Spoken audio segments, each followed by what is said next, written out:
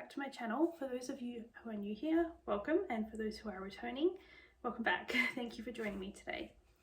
I like to make videos here about our own personal financial journey and just share it with you guys and be completely transparent. So if that's the sort of thing that you like, then make sure you hit that like button down below and subscribe to my channel to see more of these videos.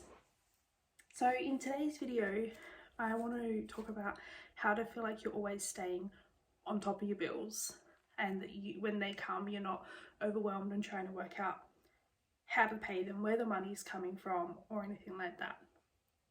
So what I do is I make it so every single week I transfer a certain amount to all of these billing accounts, so when the bills come, that it doesn't actually feel like you have to fork out this large amount to pay for a bill. So it's mainly for our utilities that you know are going to be coming on a monthly or a quarterly basis, and I will set up it's either a direct debit transfer, or we use something here in Australia called BPay, but it's basically, if you look on the bottom of whatever bill you have, there will be some kind of biller code down the bottom, which is what you use what you use to pay your bill.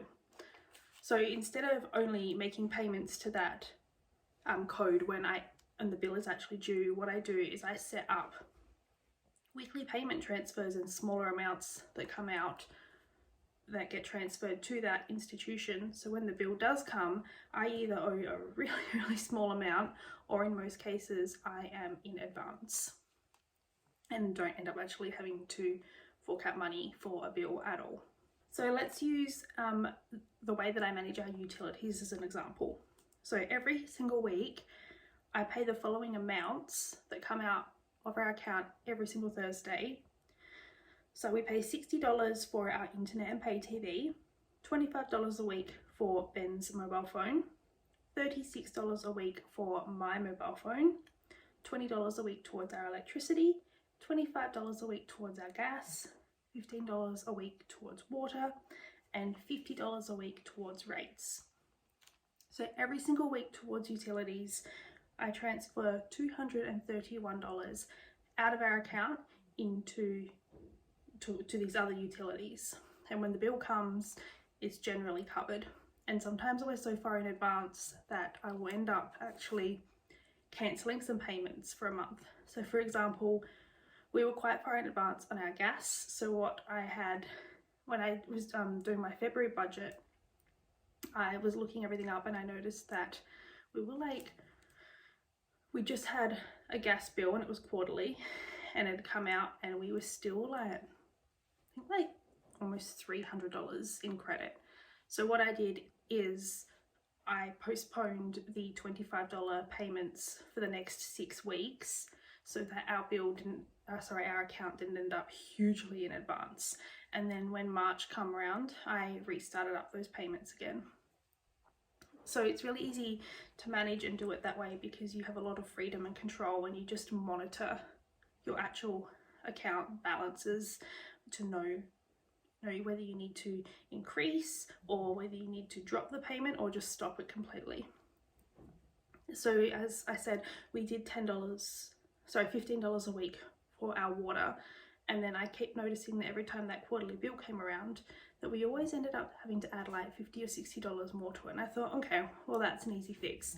So I increased our weekly payments to the water to $15 a week, and that seems to have more than covered it. I just remember how much I used to absolutely hate it when I got bills and they were quite large, and I would always feel like I had to sacrifice on other things to pay these bills because obviously they needed to be paid. Or I used to call up the companies and try and extend the payment terms so we could actually, do food shopping for that week. Luckily, we're not in that situation anymore because A, our incomes have increased, and B, we've become a lot more financially savvy with how we actually manage our money these days.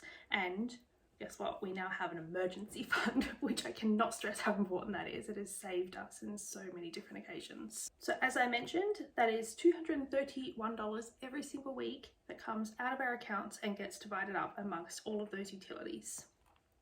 We also make extra weekly repayments to a couple of different things. So we make an extra repayment to our mortgage every week, and we also make extra repayments to our superannuation on a weekly basis, just to try and get ourselves ahead in those areas.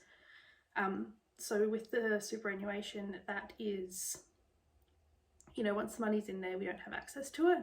But once the extra money's on our mortgage, if we needed to, we do have redraw facility available on that account if we need it. But our aim is to not touch it, and so far we have not, which is a huge bonus. Now, to also avoid falling behind or feeling overwhelmed when those bills come, we also have multiple direct debits set up for certain things. So on a weekly basis, our mortgage is direct debited from our offset account. And on a weekly basis, we also have our health insurance that gets direct debited as well. Now, we also have some monthly direct debit things, so we don't get large bills once a year, and we choose to do that for our car registrations, as well as our home and contents insurance, and our, what's the other one? Oh, and car insurances. This just makes things so much easier because they're in smaller, manageable parcels of money, and you don't seem to notice them gone from your account as much, and you always know that you're ahead in advance. So for example, with our registration, when we pay it, it always puts us a month in advance. So we never have to have that fear of, oh my gosh, did I renew my registration or anything like that. We just know that it is registered and good to go.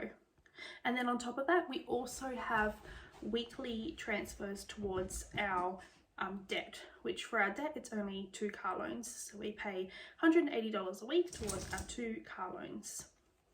And once again, that's a weekly transfer. We choose to do it this way instead of monthly because it feels like less. So we still do have a few things that come out on an annual basis that there's nothing we can really do about it because they don't have a monthly payment available. And sorry, Izzy. Sorry, like I said, we don't have a monthly payment option available for these things.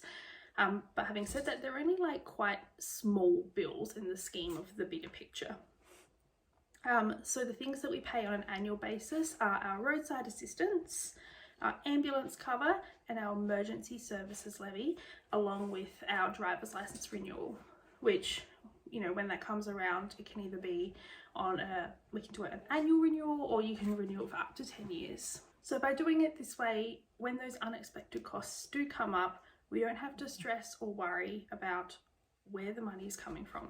And when I'm talking about unexpected costs, I'm talking about things like if you had an issue with your car, just say you got a nail in your tire and you had to unexpectedly get a new tire. Or there was something that happened in your house and you had to have some house maintenance done. Maybe your hot water service broke, or, you know, something, maybe the electronic mechanism for your car roller door broke in your garage. And also other things like if you got a fine, like maybe you're a little bit heavy-footed and you ended up getting a speeding fine. These are the sorts of unexpected costs that could arise. And because you have saved yourself an emergency fund, you already have money to cover these, and you won't be forced to like work out where that money's coming from or put it on a credit card or anything like that. And that's it from me, guys. I hope that you found these things that I do a little bit helpful, and it gives you some more ideas about how you can manage your utility payments to avoid those moments of feeling overwhelmed when those large bills come in. And if anything like me, it always turns out to be all in the same month or really close together, and it's not just a single bill that you have to worry about, it's multiple ones. So if you like this video, make sure that you give it a thumbs up, and don't forget to hit that subscribe button so you can know when I post new videos. And until then, I will see you next time. Bye. Just a real quick disclaimer from me, guys. Just a reminder that I am not a financial advisor. Everything that I'm saying is my own personal financial journey and my experience. If you need any help, make sure you seek the help of a professional, like a broker, financial advisor, and yeah, make sure you do your own research.